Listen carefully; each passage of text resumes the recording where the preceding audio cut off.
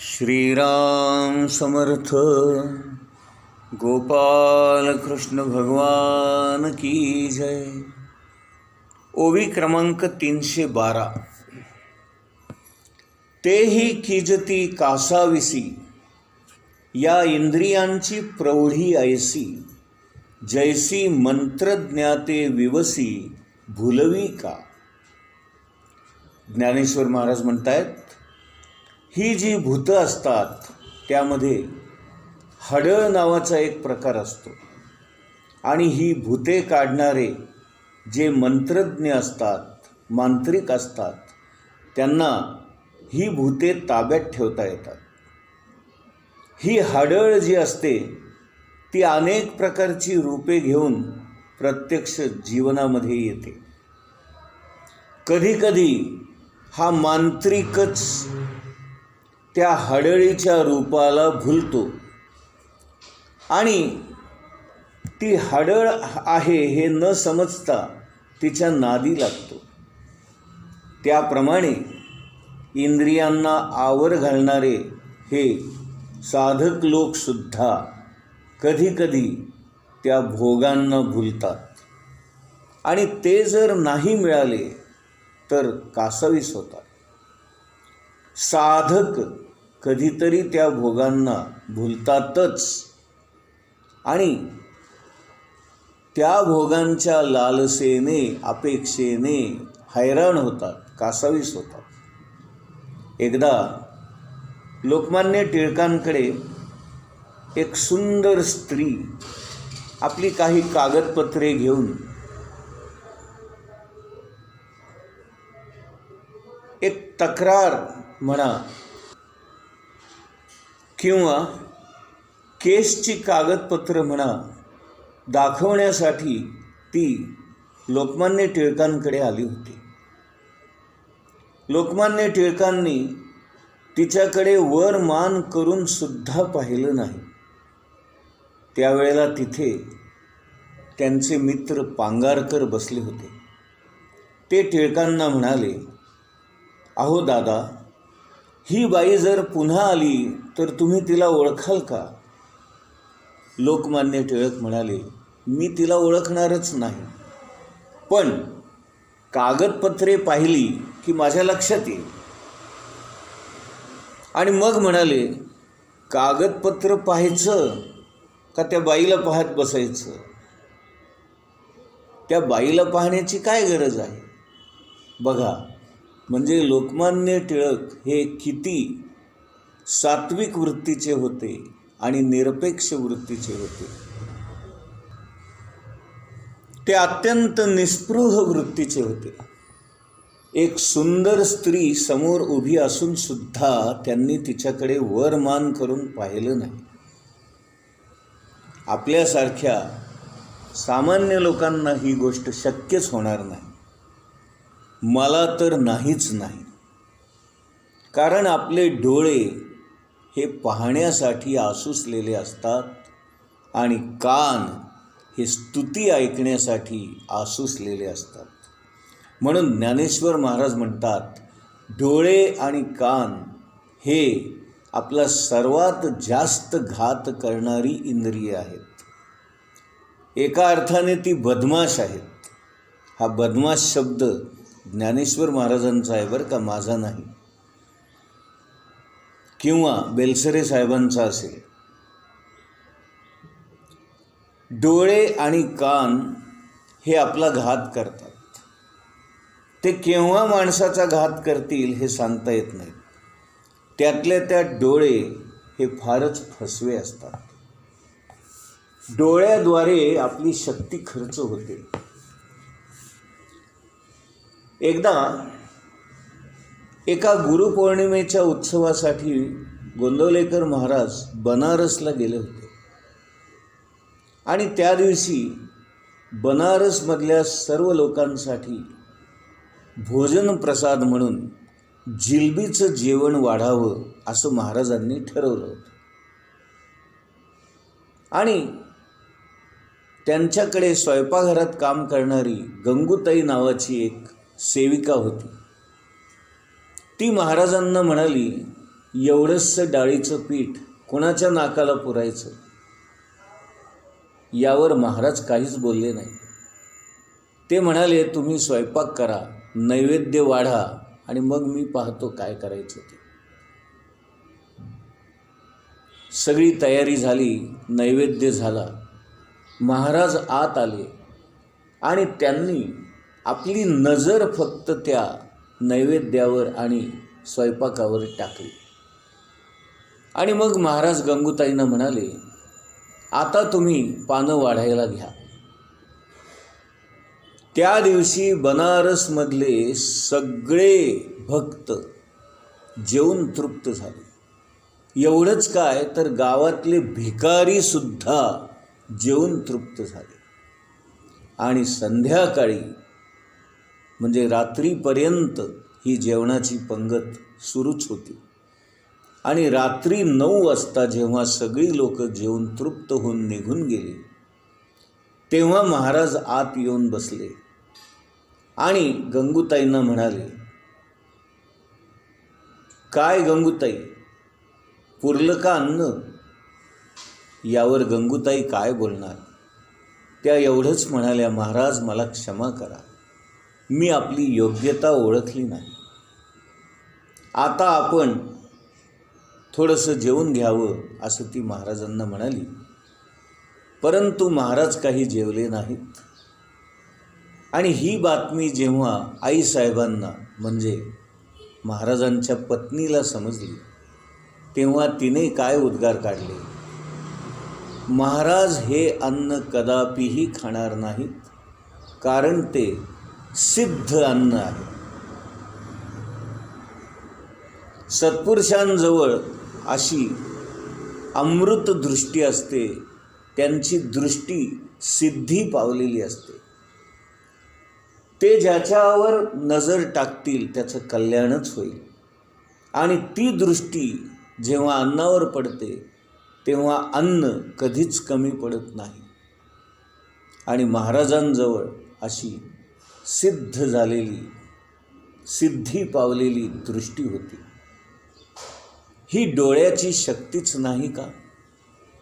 म्हणून ज्ञानेश्वर महाराज म्हणतात, आपण आपल्या डोळ्यांनी जे जे काही पाहू त्यामुळे आपली शक्ती खर्च होते. बघा, आपल्या सर्वसामान्य माणसांना सुद्धा हा अनुभव येतो. समजा आपण टी व्हीवर एक 2-4 तास लागोपाठ काही गोष्टी पाहत बसलो, किंवा मालिका पाहत बसलो, किंवा गाण्याचे कार्यक्रम ऐकत बसलो, किंवा क्रिकेटची मॅच बघत बसलो, किंवा सिनेमा पाहत बसलो, तर 2-3 तासाच्या सारख्या पाहण्यामुळे आपले डोळे दुखायला लागतात, आपलं डोकं दुखायला लागतं, आपल्याला असं अस्वस्थ झाल्यासारखं, तळमळ झाल्यासारखं वाटतं. हे सगळं कशाचं लक्षण आहे तर सतत पाहिल्यामुळे आपल्या शरीरातली, डोळ्यातली शक्ती खर्च झाली याचं ते लक्षण आहे. आणि म्हणून महाराज म्हणतात, डोळे हे आपली शक्ती जास्तीत जास्त खर्च करण्याचं काम करतात. आणि आपली जीभ जी सतत बोलत असते, बोलण्याने सुद्धा आपली शक्ती खर्च होते. आणि म्हणून हे ऋषीमुनी मौन पाळतात. आणि आणखीन एक महत्त्वाची गोष्ट अशी की या सगळ्या लोकांना वाचासिद्धी प्राप्त झालेली असते. त्यांच्या बोलण्यामध्ये एक प्रकारचं सामर्थ्य आलेलं असतं. ते जे काही बोलतात ते खरं होतं, किंवा त्यांच्या बोलण्याप्रमाणे भगवंताला तशा गोष्टी घडवून आणाव्या लागतात. आणि म्हणून हे सिद्ध पुरुष ज्यांना वाचासिद्धी प्राप्त झालेली असते, हे कमीत कमी बोलतात किंवा मौनातच राहतात. आता आपण पुढची ओवी बघूया. ओवी क्रमांक 313. देखे विषय हे तैसे, पावती रिद्धी सिद्धीचेनी मिशे, मग आकळती स्पर्शे इंद्रियाचेनी.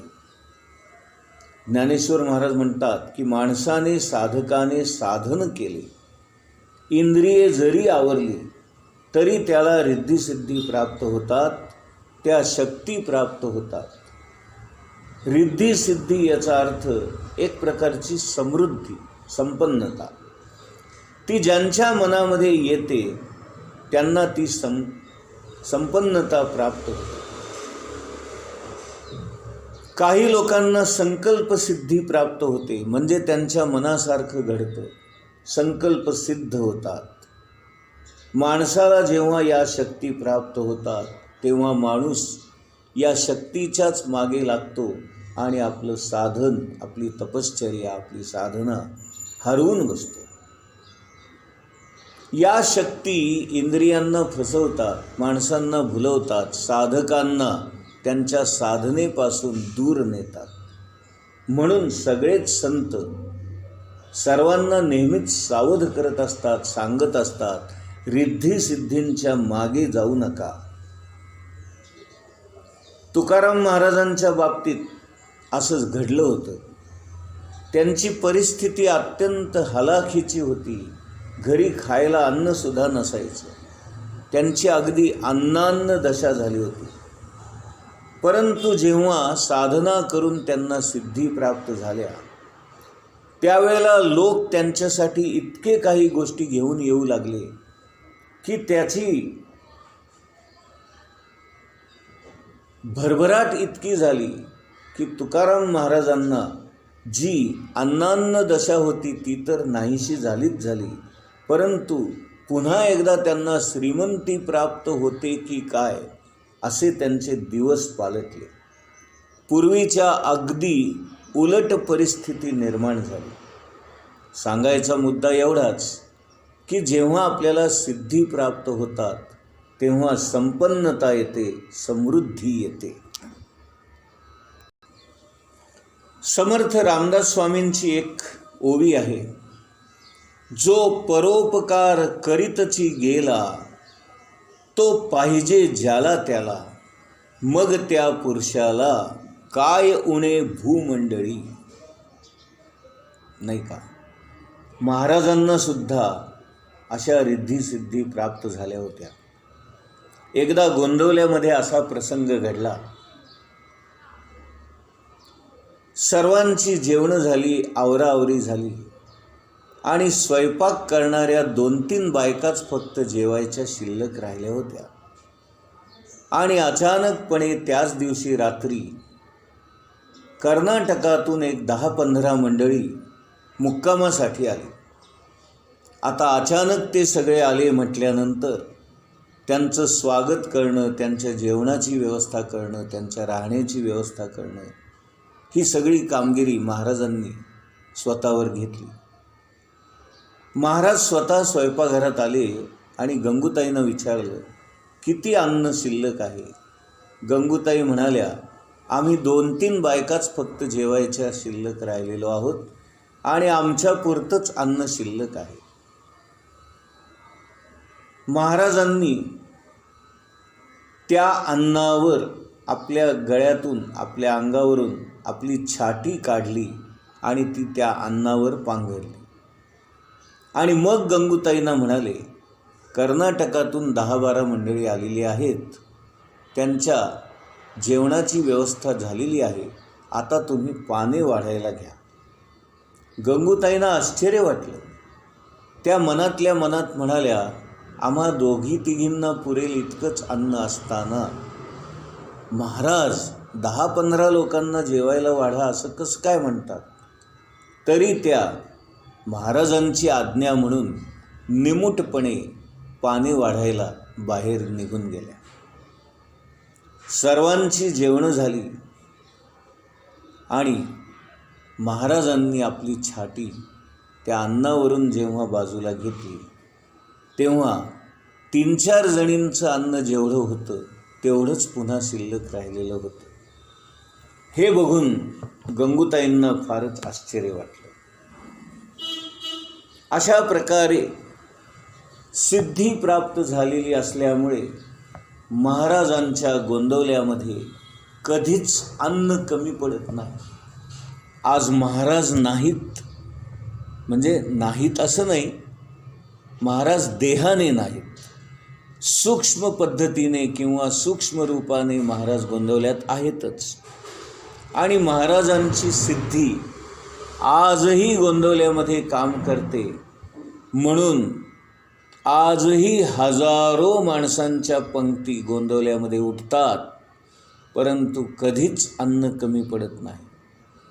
आणि आणखीन एक वैशिष्ट्य असं की कोणत्या दिवशी किती माणसं येणार हे अगोदर माहीतच नसतं, तरी देखील स्वयंपाक केला जातो, सगळ्यांची जेवणं होतात, कुणालाच अन्न कमी पडत नाही, कधी कधी अन्न शिल्लकही उरतं. इतकी या गोंदवल्याची आजची अवस्था आहे. कितीही माणसं, हजारो माणसं येऊन जेवून जरी गेली तरी गोंदवल्यामध्ये कधीही अन्न कमी पडत नाही. हे महाराजांच्या सिद्धीचंच एक उत्तम उदाहरण आहे. जो साधक सिद्धींना बळी पडतो तो खाली घसरतो, परंतु नामस्मरण करून शक्ती साठवून ठेवून तो पुन्हा वरच्या स्थानावर येऊ शकतो. गोपाल कृष्ण भगवान की जय.